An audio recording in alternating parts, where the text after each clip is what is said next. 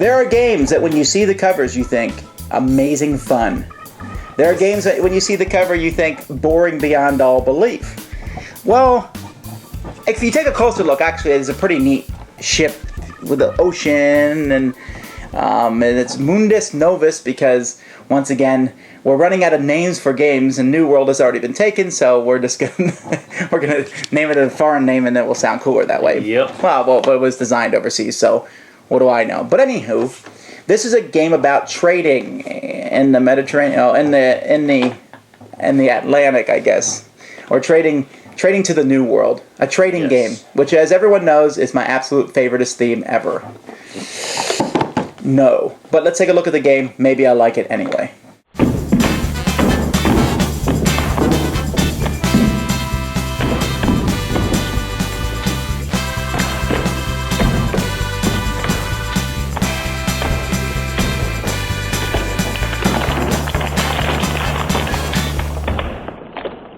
So there's some cards placed out in the middle of blah, blah, blah, blah.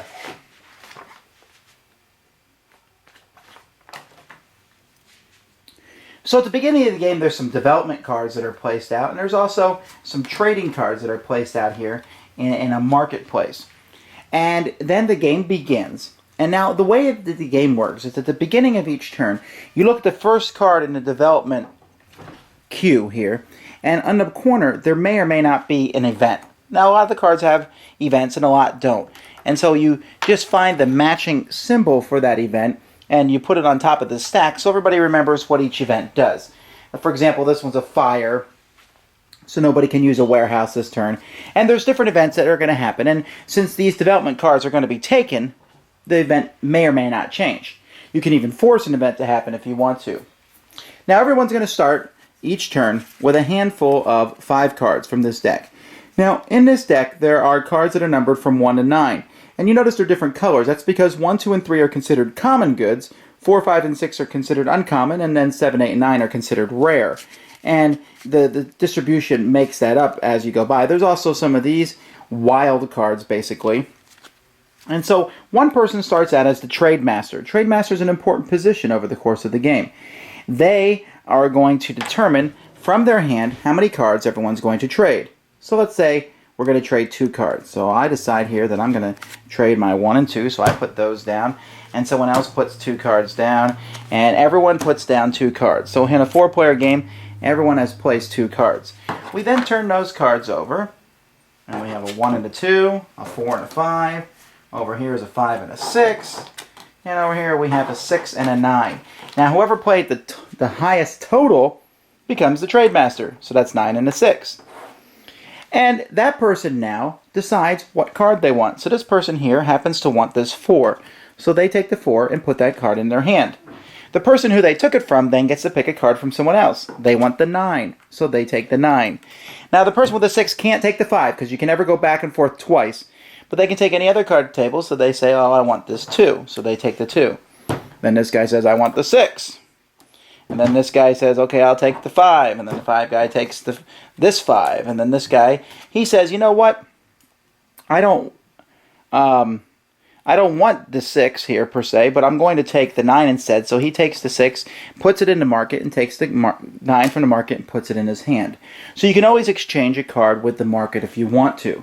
And this keeps going until everyone has some cards. Now, after everyone has taken cards, the Trade Master has a chance that he'll have more cards than he should have at that point in time, just because of the way the trading goes. And if that happens, he gives one of these to the person who is missing a card.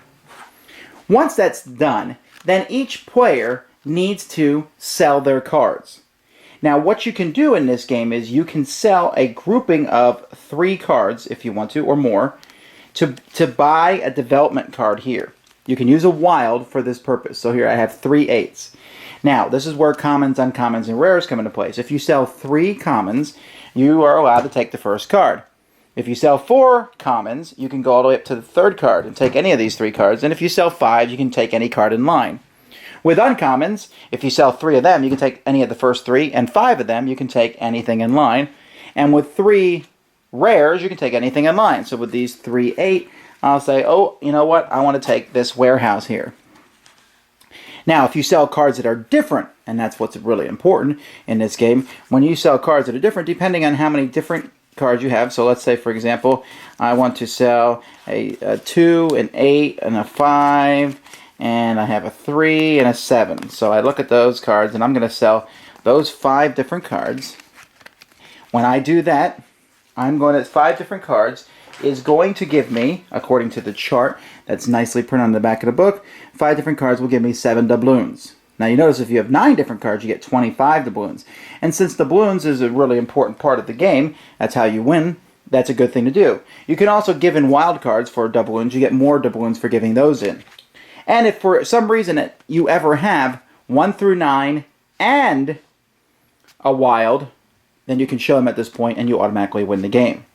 And you say, well, how's that possible? Because you only get 5 cards each turn. Well, that's where these development cards come into play. Development cards are important for a couple reasons. One, if they have a coin, or 2 or 3 up in the corner, you get that many coins every turn. That's a big thing that brings in money. But like, for example, this is a warehouse. Warehouses can be used, of course, there's a fire effect. But when there's not a fire effect, warehouses can be used to store a card from this turn, and you can keep it for next turn, which would give me 6 cards. This warehouse can let me store 2 cards. But more importantly than warehouses are these ships. When I have a ship in front of me, when you draw 5 cards at the beginning of the turn, you also draw a card for every ship that players have in front of them, and you put those cards on the table, turn them face up, and then players will pick those cards starting with whoever has the smallest number. And you can even combine 2 cards together and then pick 2 cards at a time instead of going around 1. But again, the combined total of those is how many cards you can take at that point in time, and that's pretty neat. There's a lot of other special development cards that let you do different things. Like, for example, this gentleman here can change any card into a rare, which is a pretty big deal. And so when you look through the development deck, there's all sorts of developments in here, from more ships to harbors. There's a card here. Let's see. There's this guy here simply gives you 3 coins per turn. That's a pretty neat one. And one of the biggest cards, especially in a bigger player game, is this one here, which gives you a coin for everyone who has more ships than you. So if somebody has more ships than you, you get, if like, let's say you're playing a 5-player game, this will give you 4 coins per turn. And so that's a valid strategy to go after that. One of the nice things I like about this game is that the cards are different sizes, so it's easy to separate them. And here you have your development, and here you have your resource cards. The first person to get the 75 points, or to get 1 through 9 and a wild in their hand, is the winner. Now you may think after my initial pronouncement there that I didn't like this game. In retrospect, though, or actually after playing the game, it is really entertaining and fun. I very much enjoyed it. There's a couple things I really liked about it. One, I love that trading aspect. I played it in Andromeda before.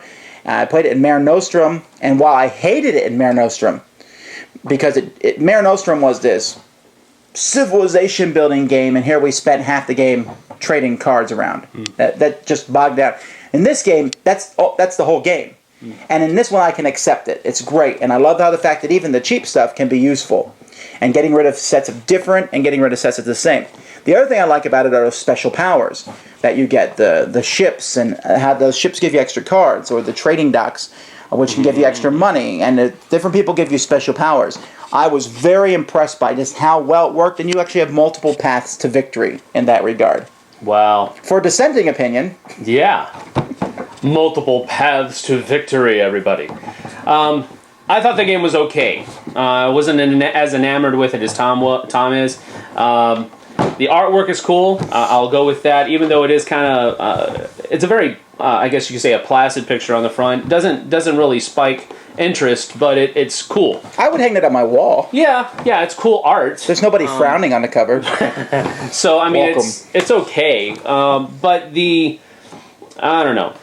Tom won the game, and that's not necessarily a big deal. He won the game without actually taking part in the theme of the game. No, I did, though. I was running the shipyards. Didn't. This is all about trading. Grapes. This is all about trading. And he sat there with no ships the entire game. He was the only one who didn't have ships. And that was what won him the game. Well, actually, I think, though, what won me that game was just the aspect of the fact that I did a strategy that no one else did. If someone else had done the same thing that I was doing, it would have been much less effective. Well, yeah, because you got all of the docks except for one, I think. Yeah, probably. And And I got the other one just to keep you from getting it because it didn't do me any good. So the idea is that it's a trading game, but hey guys, you don't have to trade in this game to actually win. However, I would have lost had not an event come. Those events can really change the game up. The fire on the docks really hurt us. At first, when I read the rules and I saw that you can get a 1, 2, 3, 4, 5, 6, 7, 8, 9 and a wild and win, and I thought, is that ever going to happen? You can do it. There were actually 2 or 3 people two people in the last round that were like 1 or 2 cards away from doing that. And I think that's very possible. That's a very valid strategy, and that gives you the feeling of shooting the moon. Yeah. And that's something I really enjoy from trick-taking games is when all else fails, go for broke. And I like that aspect. But the only way that you're going to be able to do that, I'd like to point out, I think, is if you're taking ships and you're getting more cards every turn. You have to. Your strategy would not have been enabled you to do that. Oh, no, I didn't even try for that one in that game. So I'm giving this one 2 strong nautical thumbs up because I honestly went into it thinking, ho-hum.